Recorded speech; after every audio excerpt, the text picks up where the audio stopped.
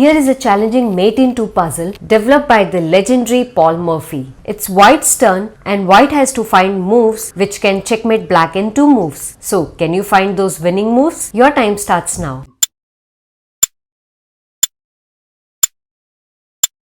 So you will be able to solve this puzzle only if you understand the concept of Zugzwang. So just imagine for a moment that what black would have played if it was black's turn here. Obviously he cannot make the mistake of moving his bishop to any one of these squares on the diagonal, because that would have immediately resulted into a checkmate. For example, if the bishop comes over here, then rook takes a7 is a checkmate. So therefore black would have moved his pawn to the a6 square. And now, although white has a winning position, but it's a mate in 9. So let's go back to this position and now let's rethink on our strategy. So now that we already know that black would have played a6 and now it is white's turn to move and you have to mate in 2. So you have to play a move that puts black in the Zugzwang position. But what is that move?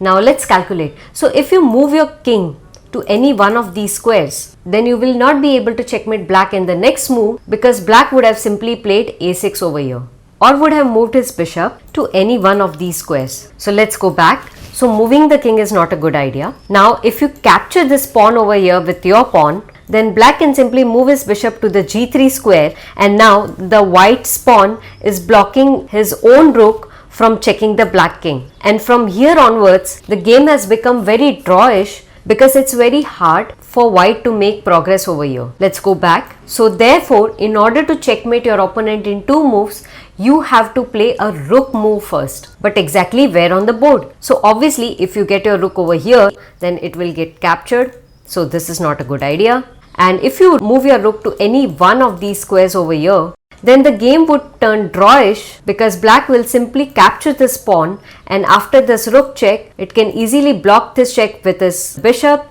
And now forget about mating your opponent in 2 moves. You have actually turned a winning game into a drawish position. So let's go back, and here if you get your rook to the b2 square, then even that doesn't help, because after this pawn capture and rook captures back, you cannot mate in 2 and the game is again turned into a draw. Let's go back. So therefore moving the rook anywhere on the second rank is a bad idea. That means we have to keep our rook on the a file. But to which of these squares?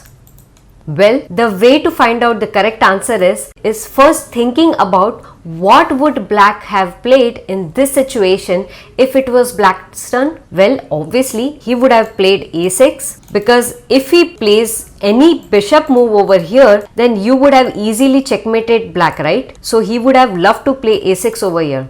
So since we know that black would have loved to play a6 and delay this checkmate, therefore the correct move for white to play over here is to stop black from playing a6, and the only move that stops black from doing this is rook to a6. By playing rook to a6, you have now put black in the Zugzwang position, because this pawn is still pinned to the black's king, so he cannot move and capture this pawn. If black decides to capture this rook over here, then you can simply finish off black's game with b7 checkmate. Let's go back, and if here black decides to move his bishop to any one of these squares on this diagonal, then that doesn't help either, because now you can simply capture this pawn and finish off black's game. So were you able to solve this challenging chess puzzle? Comment with a yes or a no, and do not forget to like this video and subscribe to my channel.